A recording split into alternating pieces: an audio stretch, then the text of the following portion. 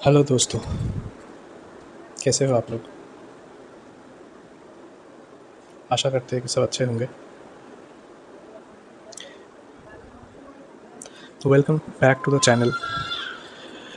आज हम एक ऐसी अल्टीमेट पोर्टफोलियो स्ट्रेटजी की बात करेंगे जो आपको मार्केट क्रैश से भी बचाएगा और इंडिया के मैसिव ग्रोथ साइकिल का फ़ायदा भी देगी। तो सबसे पहले एक ब्रेकिंग न्यूज़, 30 जुलाई को वर्ल्ड गोल्ड काउंसिल का लेटेस्ट Q2 रिपोर्ट आई है और डेटा सच में आंखें खोल देने वाला है। देखिए, एक तरफ जहाँ नॉर्मल इन्वेस्टर्स जैसे आप हम लोग ग्लोबल मार्केट को लेकर डरे हुए हैं कि क्रैश आने वाला है और गोल्ड का प्राइस भी गिर रहा है, वही ग्लोबल सेंट्रल बैंक्स जैसे कि हमारा रिजर्व बैंक हो गया, हर देश का जो सेंट्रल बैंक होता है, इन्होंने सेकेंड क्वार्टर में रिकॉर्ड 289 टन्स की गोल्ड खरीदे हैं। ये पिछले साल के कंपैरिजन में 62% का जंप है। ठीक है, तो भले ही गोल्ड का प्राइस गिर गया है, लेकिन स्मार्ट इन्वेस्टर्स क्या करते हैं कि जो गिरे हुए प्राइस है उसी वक्त खरीदते हैं। हम लोग क्या करेंगे, जब चढ़ने लगेगा फिर हम लोग ऊपर चढ़ के खरीदेंगे, लेकिन ये लोग अभी खरीद रहा है। तो this is the right time, अभी सही वक्त है गोल्ड को एक्यूमुलेट करने के लिए। ठीक है, तो स्मार्ट मनी और बड़े इंस्टीट्यूशन, एक तो देखिए गोल्ड अभी सस्ता है, इससे और शायद गिरेगा, लेकिन कितना ज़्यादा गिरेगा? गोल्ड का इतना वैल्यू तो ख़त्म नहीं हो जाएगा ना कि गोल्ड एकदम चाहे कितना भी बड़ा क्रैश आ जाए, गोल्ड तो गोल्ड ही है। ठीक है, तो इसीलिए बड़े इन्वेस्टर्स जैसे कि सेंट्रल बैंक्स, ये लोग सेफ़ खेल रहे हैं क्योंकि एक क्रैश आ सकता है, लोग बोल रहे हैं, तो उससे बचने के लिए ये सबसे अच्छा कुशन है। तो मेरा मानना है कि अपने पोर्टफोलियो में कुछ परसेंटेज गोल्ड रखना चाहिए सेफ्टी के लिए।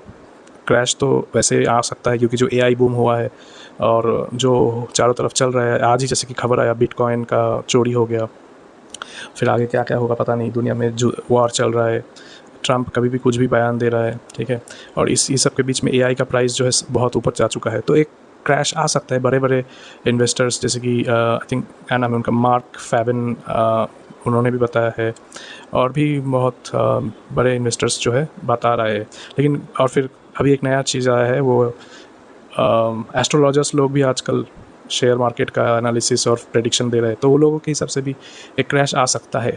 तो चलिए उसके हिसाब से हम पूरे हाथ में हाथ रख के बैठ तो नहीं सकते कि कब क्रैश आएगा, लेकिन हाँ एक चीज़ है, वॉरेन बफे साहब जो हैं वो सुना है कि वो बहुत कैश पे बैठे हैं।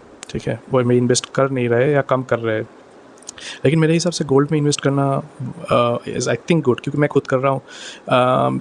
क्योंकि क्रैश आएगा भी तो गोल्ड गिरता नहीं है, यूजुअली देखा जाए तो गोल्ड क्रैश के टाइम में वो उल्टा भागता है। तो अभी जो रिसेंट जो भी प्राइस जो आप देख रहे हो गिर रहा है गोल्ड का, इसके पीछे एक बड़ा रीज़न है, 2 साल में कितना भाग चुका है गोल्ड, तो अभी उसको करेक्शन तो एक होना चाहिए ना, सब एक हेल्दी करेक्शन आना चाहिए, इसीलिए आ रहा है।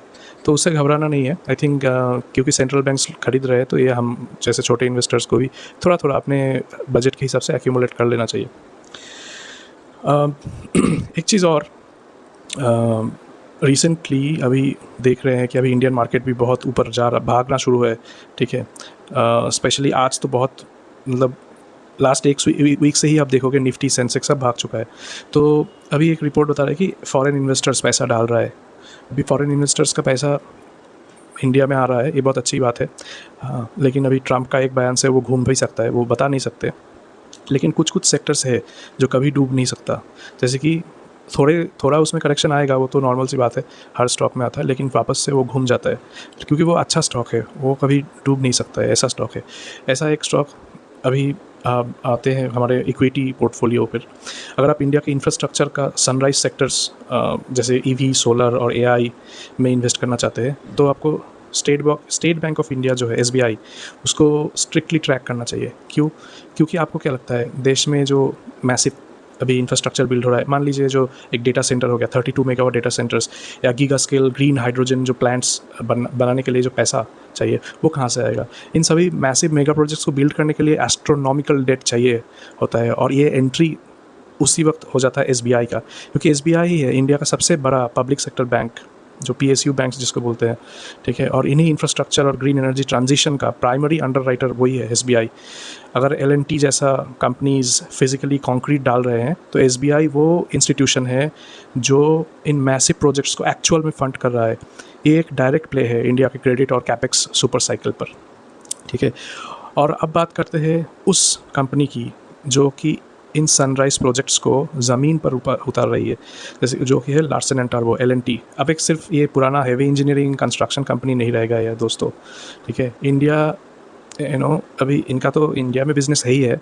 आपको सब हम अब सबको मालूम होगा जी, जो भी आप बड़े सिटीज़ में घूमे होंगे, जो भी बड़े बड़े बिल्डिंग्स, ब्रिजेस, जो भी कंस्ट्रक्शन आप देखे होंगे, एल&टी का नाम सबसे जुड़ा हुआ है। आप गूगल कर लीजिए, एल&टी हर तरफ है। थोड़ा अभी आपको अगर ये सब के बारे में नॉलेज है तो आपने एल&टी का नाम सुना ही होगा। लेकिन इंडिया छोड़ के भी इनका मिडिल ईस्ट का भी एक बिज़नेस है जो कि मैसिव इन लोगों के लिए कैश फ्लो ला रहा है। इनके टोटल ऑर्डर बुक का लगभग मतलब 30 से ऊपर ही है, 30% के ऊपर इनका मिडिल ईस्ट से ही आ रहा है। सबसे एक्साइटिंग जो बात है, इन लोगों का लक्ष्य 31 रोड मैप। आप मेरे बात पे यकीन मत करो, इन्वेस्टमेंट करने से पहले खुद का एनालिसिस तो करना ही चाहिए। और आपका जो खुद का जो एनालिस्ट है जिससे आप सलाह लेते होंगे उनसे भी पूछिए, बात कीजिए, समझिए। मेरे जैसा या फिर किसी का भी यूट्यूब में सुन के या कहीं भी सुन के इन्वेस्टमेंट मत कीजिए। और जहाँ तक मेरा बात है, मैं कोई सेबी रजिस्टर्ड एनालिस्ट हूँ नहीं, लेकिन मैं जो नॉलेज मेरे पास है, मैं बहुत सालों से हूँ, वो आपके साथ शेयर कर रहा हूँ, ठीक है। तो अभी एल&टी का क्या है, आप गूगल कर लीजिए, लक्ष्य 31 बोल के एक रोड मैप प्रोजेक्ट आया है। जो एल&टी अभी जो है ईवी ट्रैक्शन, मोटर्स, कंट्रोलर्स और एडास हार्डवेयर मैन्युफैक्चरिंग करने के लिए 5,000 करोड़ इन्वेस्ट कर रही है। साथ ही एल&टी सेमीकंडक्टर टेक्नोलॉजीज़ के थ्रू ये एक asset light fabulous chip design company भी रन कर रहे हैं, जो ऑटोमोटिव और इंडस्ट्रियल माइक्रोचिप्स बनाएगी। सोच समझ रहे हैं आप कहाँ जा रहा है इसका, मतलब इसका प्लान क्या है, सेमीकंडक्टर। तो ये प्रैक्टिकली हर सनराइज सेक्टर का एक ऑल इन वन पैकेज है। आप अगर फ्यूचर में इन्वेस्ट करना चाहते हो, जैसे कि शेयर मार्केट में क्या होता है, अभी जो बड़े कंपनी है उसमें पैसा लगाओगे तो शायद आपको गेन नहीं हो सके, लेकिन आपको कौन सा सेक्टर ढूंढना होता है जो आगे चल के बढ़ेगा। अभी छोटा है, बाद में बड़ा होगा, है ना। लेकिन प्रॉब्लम क्या होता है, छोटे शेयर्स के लिए अब वो छोटा है और रिस्क ज़्यादा हो जाता है, बड़े प्लेयर में रिस्क कम होता है। लेकिन एल&टी एक ऐसा स्टॉक है जो है तो बड़ा, मतलब कंपनी तो है लार्ज कैप, लेकिन ये इन्वेस्ट कर रहा है जो सनराइज सेक्टर है, जो सब सेक्टर अभी बढ़ेगा आगे, जैसे ईवी, सोलर, ये सब हो गया, है ना। तो दोस्तों परफेक्ट स्ट्रेटजी यही है, इसको एक बारबेल स्ट्रेटजी बोलते हैं।